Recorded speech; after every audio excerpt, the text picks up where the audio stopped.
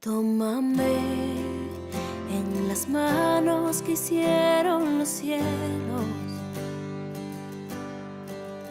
Hállame en la gracia que me redimió. Del lodo me sacó, mis pasos afirmó. Su nombre Él me dio, mi corazón restauró. Eres Rey, de rodillas proclamo tu gloria. Y de pie, sin temor, ahora puedo cantar. Del lodo me sacó, mis pasos afirmó. Su nombre Él me dio, mi corazón restauró.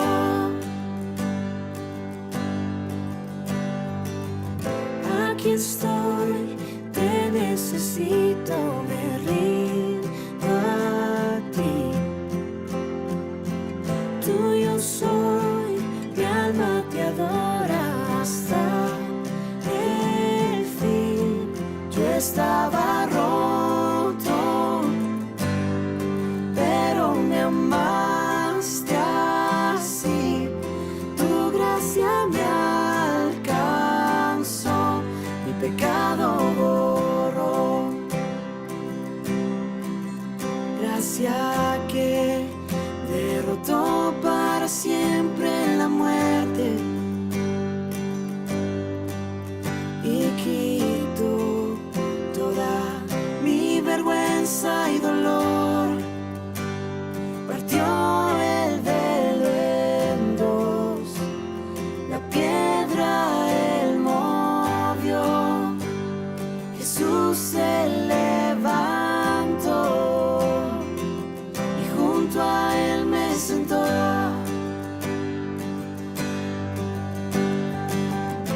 Aquí estoy, te necesito, me rindo a ti. Tuyo soy, mi alma te adora hasta el fin. Yo estaba roto, pero me amaste así. Tu gracia me alcanzó, mi pecado borró. Fui perdonado, mi libertad compró. La muerte Él venció, mi pecado borró. Y tu gracia triunfó, tu gracia triunfó, tu gracia triunfó, tu gracia triunfó. Aquí estoy, te necesito, me rindo a ti. Tuyo soy, mi alma te adora hasta el fin. Aquí estoy, te necesito, me rindo a ti.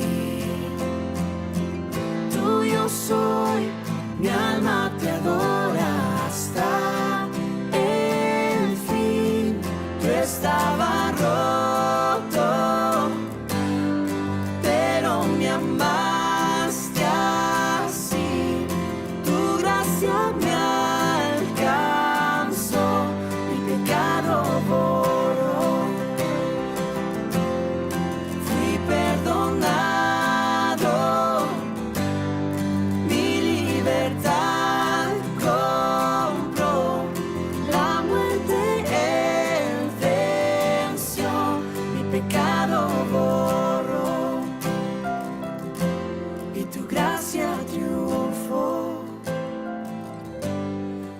gracia triunfó, tu gracia triunfó, tu gracia triunfó.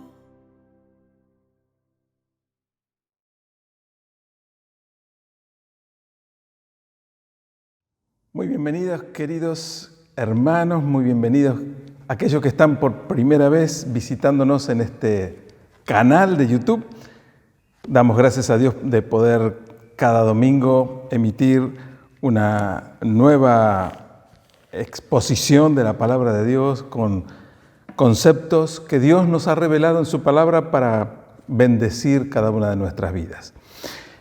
Estamos llegando a una de las fechas más hermosas y trascendentales en la vida de todas las personas cada año.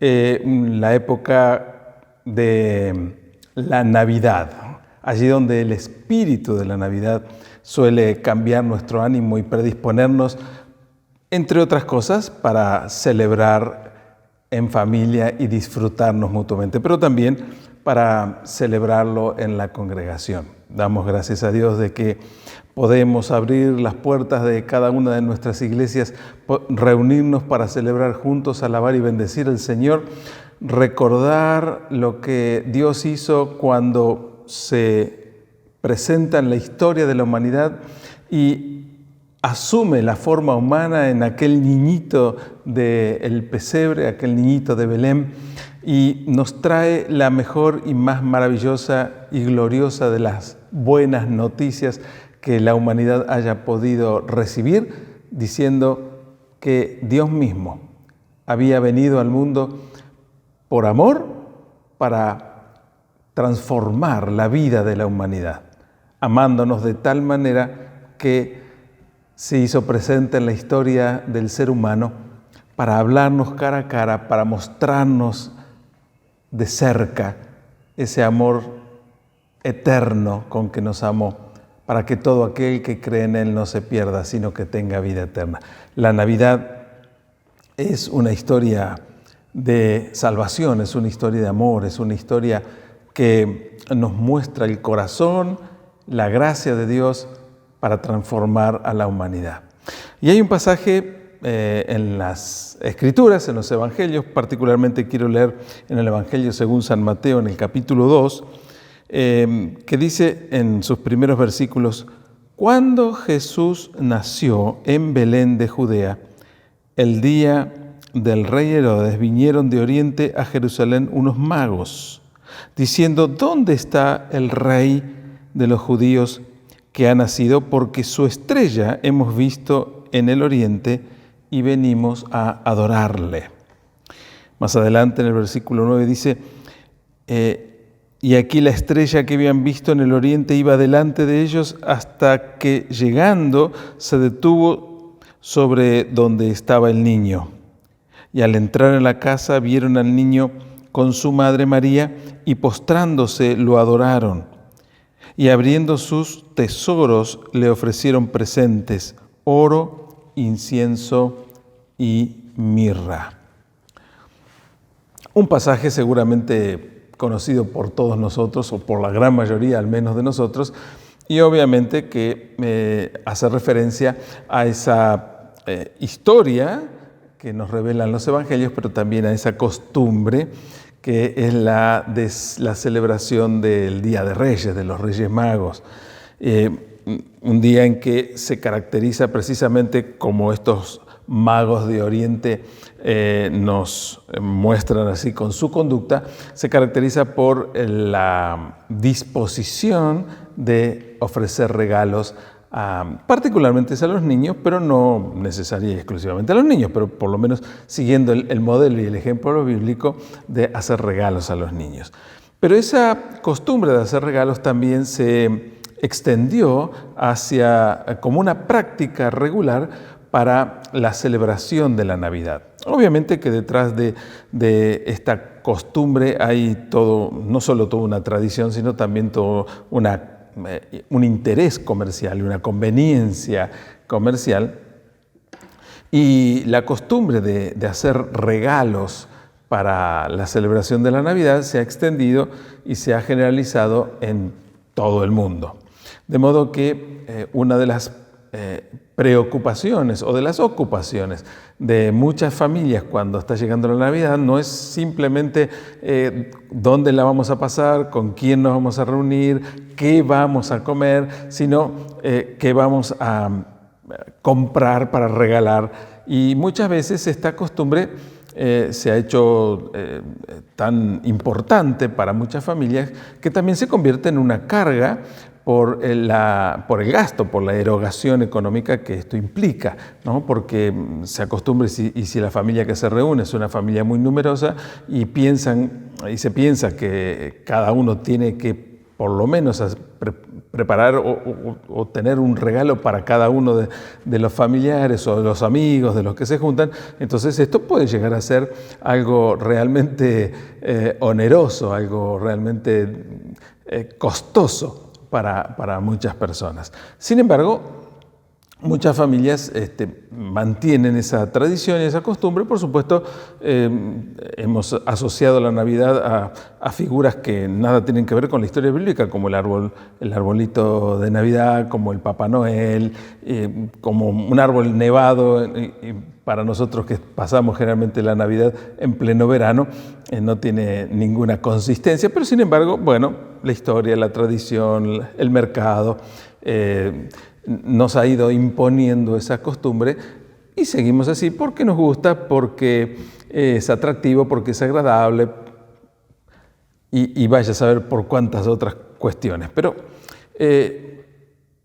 pensando precisamente en los regalos de Navidad y pensando que el relato de los magos se relaciona evidentemente con el nacimiento de Jesús, y se asocia directamente con esa primera Navidad, es importante que, así como pensamos en esos regalos materiales que queremos entregar a nuestros seres queridos, nos pongamos a meditar por un instante acerca de qué otro tipo de regalos podemos hacer en este tiempo de Navidad. Y quizás regalos que no tienen que ver con lo material, con lo comercial, con lo económico, sino que tienen que ver más con nuestra disposición para dar. Obviamente que estos magos de Oriente que menciona el Evangelio hacen regalos de mucho valor, de mucho costo económico. Trajeron, dice, dones materiales de oro, incienso y mirra, que eran obsequios dignos de un rey, con lo cual estaban de alguna manera presagiando y refiriendo a Jesús como el rey que Dios estaba acercando a la humanidad. Pero también tenemos otros personajes que participan en aquella primera Navidad. Por ejemplo, los pastores que estaban cuidando las ovejas en el campo y que son sorprendidos por la aparición de los ángeles anunciándoles que había nacido en la ciudad de David un Salvador, que es Cristo el Señor, y ellos salen apurados, movilizados por la inquietud de corroborar esta noticia que los ángeles le habían transmitido. Y obviamente cuando llegan al lugar donde está Jesús con María y José, en aquel humilde mesón, aquel pesebre tan sencillo y tan humilde, ellos simplemente traen su propia presencia y no traen ningún tipo de regalo material. Pero obviamente su presencia estaba allí manifestando su fe, su anhelo y su deseo de conocer y de ver a aquel Mesías que el pueblo esperaba, aquel prometido de Dios que traería salvación a los hombres. Pero también tenemos en aquel pesebre a María y a José, que también habían hecho un regalo o un don o una entrega, y particularmente en el caso de José y María, ellos estaban poniendo sus vidas como un don para que Dios pudiera usarles como un instrumento para que a través de esa familia y a través de la vida y del cuerpo de María, Dios pudiera obrar el milagro del nacimiento virginal de Jesús. Y si quisiéramos todavía pensar en un regalo más costoso todavía, podremos pensar en Dios Padre, quien claramente las Escrituras dice que Él dio como un regalo para nosotros, para la humanidad, a su propio Hijo, a su propio Hijo unigénito, dice, para que Él, no solo encarnando en la humanidad, nos mostrara la gracia, el amor y la bendición de Dios para nuestras vidas, sino que llegara ese don y ese regalo hasta el máximo de los sacrificios de entregar su propia vida para que todo aquel que cree en Él sea salvo por la muerte de ese Jesús, de ese niño ahora, pero ese Jesús años después, ofreciendo su propia vida para que por medio de su muerte en la cruz nuestros pecados fueran perdonados. Entonces, pensando en esta variedad de personajes y de personas que están llegando hasta ese momento, ofreciendo los magos presentes costosos, los pastores el presente de su fe, María y José el regalo de sus propias vidas consagradas y entregadas al propósito y a la voluntad de Dios, el mismo Dios dándonos como regalo a su Hijo unigénito. Podríamos pensar, ¿y nosotros en esta época de Navidad, qué podemos dar que sea realmente valioso, pero no en términos monetarios o económicos, sino valioso en el sentido espiritual, que pueda ser de real bendición? Algo que podamos dar, que no se gaste, que no se rompa, que no pase de moda. Y pensando de esta manera podemos imaginarnos o mencionar algunas cosas que podemos disponernos a dar en tiempo de Navidad. En realidad no es algo para dar solo o exclusivamente en tiempo de Navidad, pero motivados por esta tradición y por estos ejemplos bíblicos, por lo menos podemos empezar en esta época y disponernos para practicar este tipo de dadivosidad y de generosidad en todo momento de nuestra vida. En primer lugar, podemos pensar que lo que podemos dar en tiempos de Navidad es amor. Los fariseos, que eran un grupo de religiosos que siempre estaban disputando contra Jesús por celos, por envidia, por incomodidad. Al escuchar a Jesús hablar con tanta autoridad, ellos querían desafiarlo, y en una oportunidad nos cuenta el relato del Evangelio que se acercan a Jesús y le hacen una pregunta para ponerlo en un brete, para incomodarlo, y le dicen: Maestro, ¿cuál es el mandamiento más importante de la ley? Y Jesús les responde a esta pregunta diciendo: amarás al Señor tu Dios con todo tu corazón y con toda tu alma y con toda tu mente. Este es el primer y gran mandamiento, y el segundo es semejante: amarás a tu prójimo como a ti mismo. De estos dos mandamientos depende toda la ley y los profetas. Este pasaje está también en el Evangelio de Mateo, en el capítulo 22. Entonces, la pregunta es: ¿cuál es el mandamiento? Mandamiento es la expresión de la voluntad de el que tiene la autoridad, el que manda, ¿no? El mayor de los mandamientos de Dios, ¿cuál es? Y Jesús dice: el mayor de los mandamientos, obviamente ellos como religiosos tenían los 10 mandamientos que conocemos también, por el relato allí en el libro de los Éxodos, el capítulo 20 de Éxodo. Conocemos el concepto y conocemos los 10 mandamientos, pero siempre ellos estaban en una cuestión de discusión, de disputa, y diciendo, bueno, ¿cuál de estos mandamientos es más importante? Y Jesús resume los 10 mandamientos solo en 2, pero en realidad es uno dividido en 2 conceptos. Y el mandamiento más importante, según Jesús dice, es amor. Amarás. Amarás a Dios en primer lugar y amarás a tu prójimo como a ti mismo.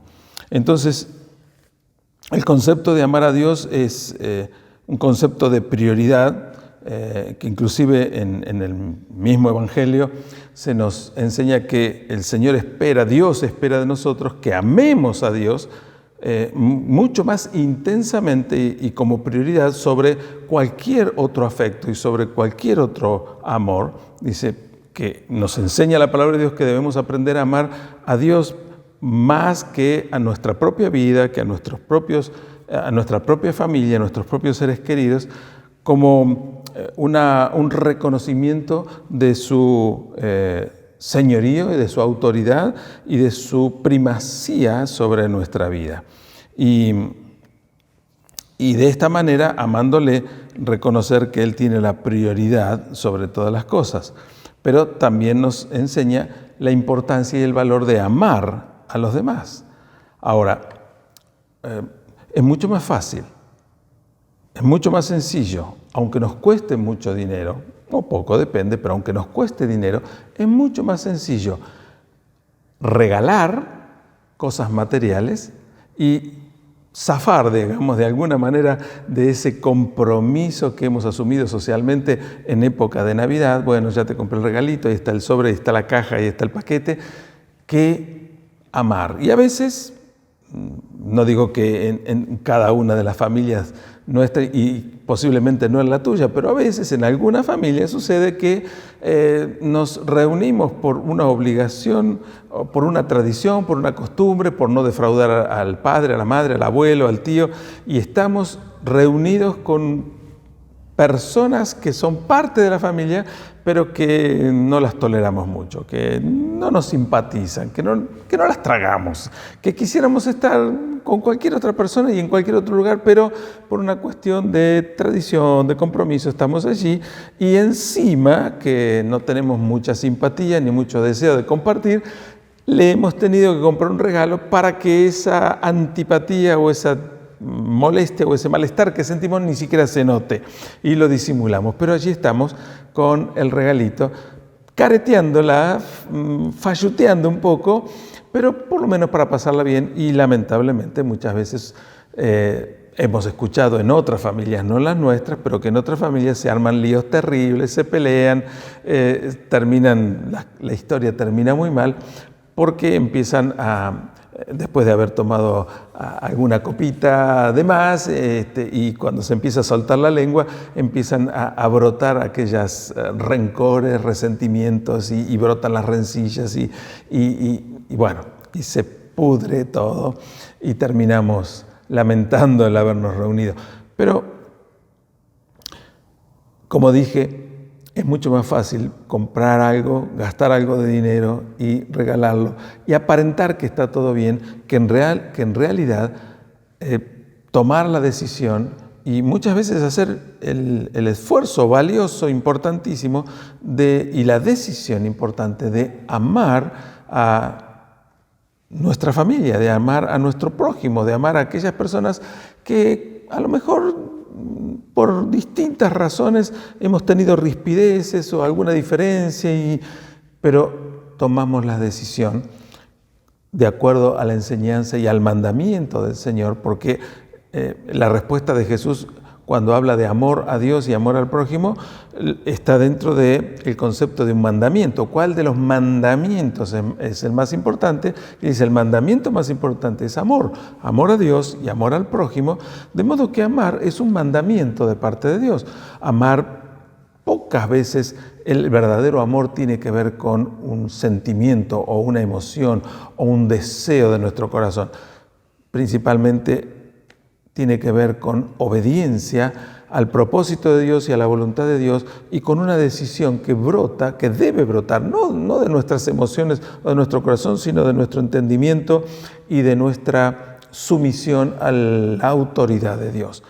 De modo que amar es un acto de obediencia, es una decisión que nosotros debemos tomar, y si queremos realmente hacer un presente y un regalo verdaderamente valioso, no costoso, pero sí valioso, tenemos que pensar en la decisión de amar a nuestra familia, amar a nuestro prójimo y amar inclusive, como la Biblia nos enseña, aún a los desconocidos, porque nuestro amor debe ser un reflejo del amor que Dios ha manifestado sobre nosotros.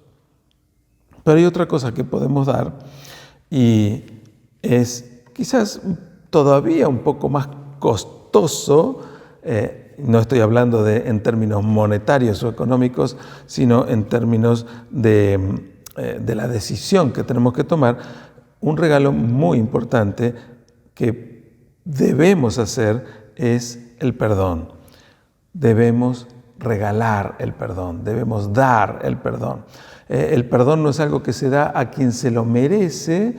Si alguien se merece el perdón, ya no es un regalo, sino que es un pago, una consecuencia. Y la Biblia nos enseña que el perdón es algo que uno también, como el amor, debe dar como un regalo hacia la otra persona. Fíjense lo que dice el Evangelio de Mateo capítulo 6, versículo 12. Cuando Jesús enseñaba a los discípulos a orar y les enseña a hablar con Dios, en esa oración modelo que es el Padre Nuestro, dice: y perdónanos nuestras deudas como también nosotros perdonamos a los que nos deben. Entonces, en la oración del Padre Nuestro le estamos diciendo: Señor, perdóname de la misma manera que yo perdono. Perdóname igual que yo lo hago con los demás. Aparentemente la oración que Jesús enseñó parece una trampa que nos dice: Señor, perdóname de la misma forma que yo estoy dispuesto a perdonar. De modo que si en realidad yo no estoy dispuesto a perdonar, si yo no quiero perdonar, es como que le estuviera diciendo a Dios: Señor, no me perdones porque yo no quiero perdonar. Poniendo la misma frase en una perspectiva negativa. Pero la enseñanza de Jesús dice: Señor, perdóname de la misma manera que yo perdono. O sea que si yo no perdono, le estoy pidiendo a Dios que no me perdone. Y Dios me está diciendo: si no perdonas, tampoco vas a recibir ese perdón. Los pecados o las deudas que no perdonamos terminan causando contienda y amargura y celo y dañando nuestra propia vida. Fíjense, dentro de este mismo contexto de la enseñanza de la oración del Padre Nuestro, Jesús les decía a los discípulos: porque si perdonan las ofensas que otros les hacen a ustedes, Dios también les va a perdonar a ustedes. Pero si ustedes no le perdonan a los hombres sus ofensas, tampoco vuestro Padre Celestial les va a perdonar a ustedes vuestras ofensas o vuestros pecados. O sea que aquí queda todavía más claro el concepto, como que es algo directamente proporcional. Dios enseña que el perdón de Dios hacia nosotros es directamente proporcional a nuestra disposición de regalar el perdón a otras personas. Normalmente el perdón, como dije antes, es un regalo más difícil de dar, porque tenemos el concepto que si alguien me hizo algo malo, si alguien me lastimó de palabra, de acción, si alguien me hirió de alguna manera y yo lo perdono, lo que estaría en mi mente o en la mente común del ser humano sería: si yo lo perdono, es como decir que el daño que me causó no fue tan serio, no fue tan importante, pero a mí me dolió. Y yo quiero que se note que me dolió, y yo quiero que sea bien evidente que el daño que me originó realmente me generó tal malestar, tal amargura, que quiero que se note. Y la manera que yo quiero que eso quede en evidencia es guardándole resentimiento, guardándole rencor. Y tratando, en la peor de las consecuencias, tratando de ver la manera de vengarme y de devolverle ese daño que me causó. Y el Señor dice, esto no funciona así. La persona que nos lastimó a lo mejor ni siquiera es consciente que nos lastimó. A lo mejor hizo algo o dijo algo displicentemente y no se percató de que lo que estaba haciendo o diciendo podía lastimarme, podía dañarme, y a lo mejor es ignorante de ese dolor que yo estoy sintiendo, pero yo guardo en mi corazón, guardo en mi mente y guardo en mi espíritu una amargura que empieza a echar raíces y al único que lastima es a mí mismo. Y yo quiero no olvidarlo y por lo tanto no lo perdono y pretendo que ese no perdón le cause daño a la otra persona que ignora que me lastimó, que ignora mi dolor y que mi resentimiento y mi rencor no le va a hacer ningún efecto, ningún daño, ninguna mella. Como alguien dijo alguna vez, guardar resentimiento y rencor y odiar a una persona esperando que ese sentimiento amargo y duro que hay en nuestro corazón le haga daño a la otra persona, es equivalente a tomar un vaso de veneno, con veneno, y esperar que la otra persona se muera.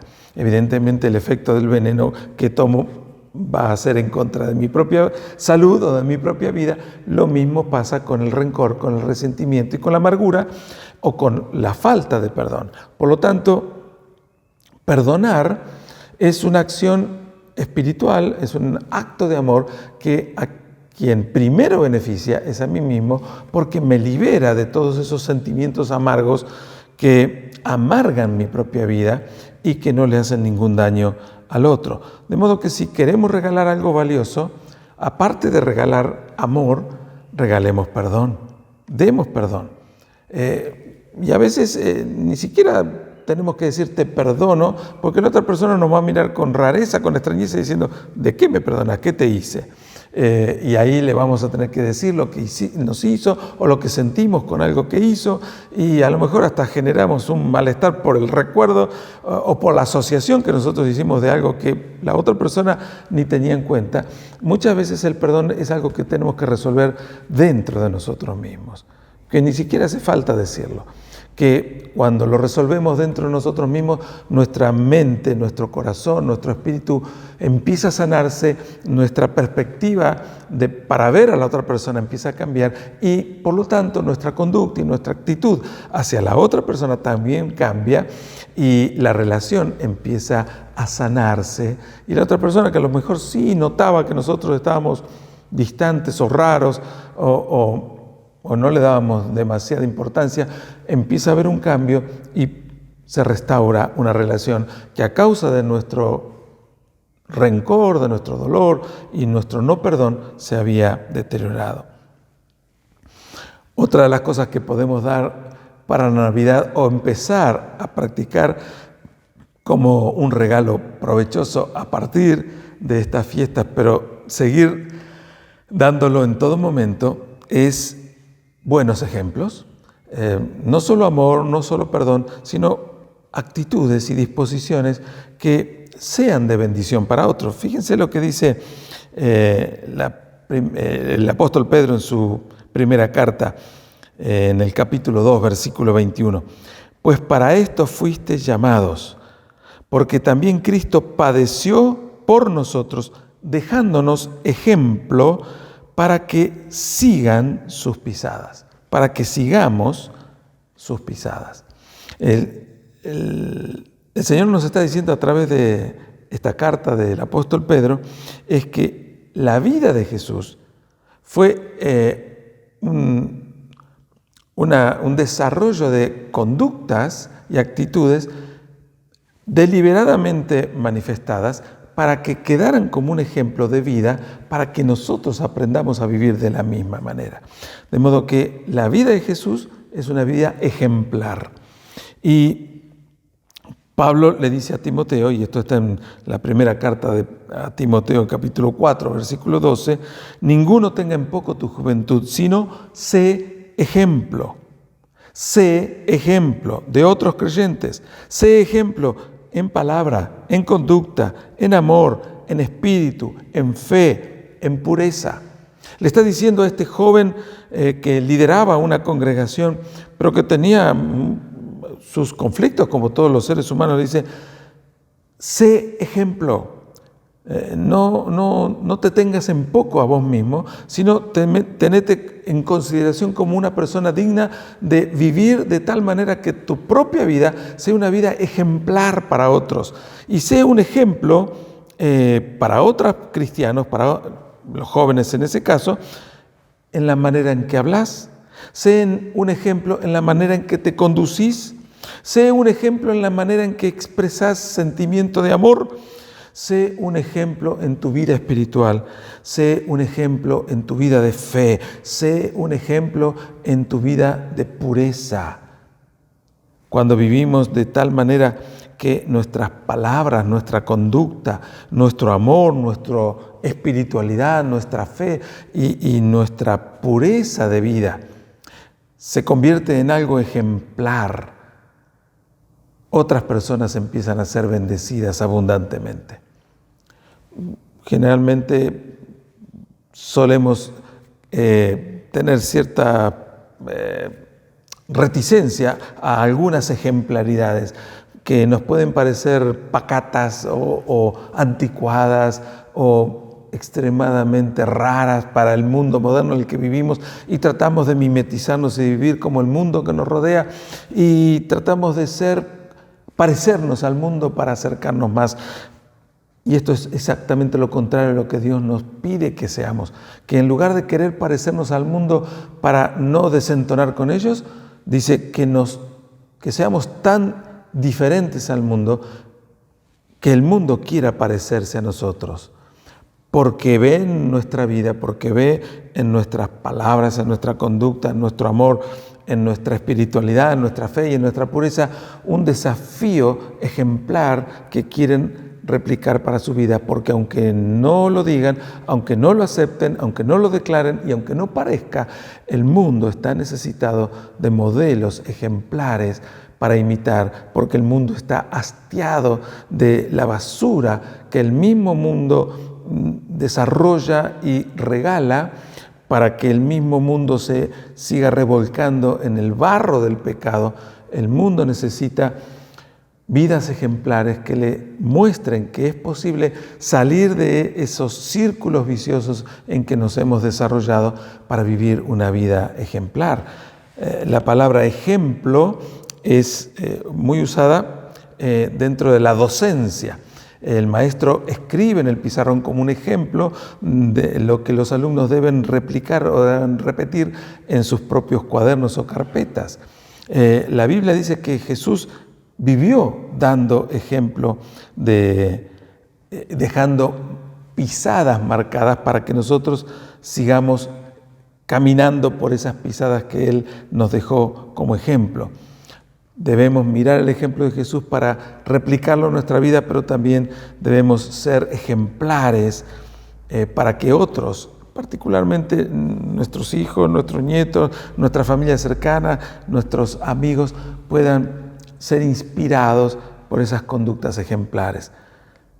En este tiempo de Navidad, dispongámonos a regalar amor, dispongámonos a regalar perdón, pero también buenos ejemplos. Pero hay algo más que podemos y debemos regalar. Y precisamente porque la Navidad es la manifestación del regalo más glorioso y maravilloso que Dios decidió darnos cuando entrega su misma esencia en la persona de Jesucristo, para que naciendo como un niño humilde, sencillo y frágil, en aquel lugar tan sencillo y humilde como un pesebre, pudiera desarrollarse dentro de la historia de la humanidad la manifestación más poderosa del amor de Dios. Entonces, algo que podemos y debemos regalar en este tiempo de Navidad es la buena noticia de salvación, el evangelio de salvación, porque hay almas hambrientas. Esto es el evangelio. Evangelio significa buena noticia acerca de Jesucristo. Y el profeta Amós, siglos antes de Cristo, inspirado por Dios, ya decía estas palabras. Esto está en la profecía de Amós, en el capítulo 8, versículos 11 y 12. Amós anuncia: «He aquí vienen días, dice Jehová el Señor, en los cuales enviaré hambre a la tierra, no hambre de pan, ni sed de agua, sino hambre de oír la palabra de Jehová. E irán errantes de mar a mar, desde el norte hasta el oriente, discurrirán buscando palabra de Jehová y no la hallarán. Ya la profecía dada por Dios a través del profeta Amós decía que llegaría un momento de tal ansiedad, de tal necesidad de palabra de vida, de palabra de salvación, de palabra consistente en el sentido espiritual, que la humanidad saldría errante a caminar y buscar por el mundo y no hallarían esa respuesta que necesitan. Por lo tanto, el mundo, aunque lo niegue, aunque no lo declare, aunque despotrique en contra de la Biblia y de la palabra de Dios y del Evangelio, el mundo, en una amplia mayoría, sigue estando necesitada de la palabra de salvación, del regalo de salvación, de la palabra salvífica de Dios, porque la palabra de Dios no solo es un concepto espiritual, mucho menos es un concepto religioso, es un concepto de vida sanada, de vida transformada. Es la verdad trascendental revelada por Dios que necesitamos para que nuestra vida desesperada a causa del pecado que nos lleva a la muerte eterna, encuentre un derrotero, encuentre un camino de salvación que nos da esperanza de vida eterna. Cualquier otra cosa que el mundo pueda ofrecer podría tener visos de satisfacción material, satisfacción física, satisfacción momentánea y pasajera, pero ninguna cosa que el ser humano pueda ofrecer tiene esperanza de vida, y mucho menos esperanza de vida eterna. Pero eso es precisamente lo que contiene la palabra de Dios. Y si algo queremos regalar, regalemos el Evangelio de Jesucristo, regalemos la palabra de Dios. En el Evangelio de Lucas, capítulo 2, versículos 10 y 11, dice: no teman, porque aquí les doy nuevas de gran gozo. Están en las palabras de los ángeles cuando irrumpieron en el campo entre los pastores que estaban cuidando las ovejas, medios adormilados, medios adormecidos, y de pronto aparecen como un resplandor esta multitud de ángeles y se pegan un susto terrible, pero encima la respuesta de ellos es: no tengan miedo, no teman, porque les venimos a dar buenas noticias, noticias gozosas, alegres, felices, que será para todo el pueblo. Que hoy ha nacido en la ciudad de David un Salvador, que es Cristo el Señor. Este es el mensaje de los ángeles, este es el mensaje de Dios, este es el mensaje que transmiten los pastores cuando llegan al pesebre, este es el mensaje que ese niño recién nacido encarnaba y transmitiría, este es el mensaje que los discípulos de Jesús luego tienen que replicar, y este es el mensaje que la Iglesia de Cristo sigue replicando y repitiendo siglo tras siglo, y que nosotros debemos encarnar y debemos decir que hay una buena noticia para toda la humanidad, que hoy aquel niño que nació en aquel pesebre hace más de 2000 años sigue impartiendo el regalo de salvación a todo aquel que cree en Él. Demos amor, regalemos perdón, aunque nos cueste, pero nos beneficia. Regalemos un buen ejemplo para que podamos ser modelo y otros puedan imitarlo. Regalemos el Evangelio de salvación. Pero también hay algo que podemos dar y debemos dar, y es la gloria a nuestro Dios. Porque la Biblia dice que hemos sido creados para la alabanza de la gloria de su gracia, de su nombre. De modo que glorificar a Dios es parte de la esencia para lo cual fuimos creados. La multitud de las huestes celestiales en aquella primera noche de Navidad alabó a Dios diciendo: gloria a Dios en las alturas y en la tierra paz, buena voluntad para con los hombres.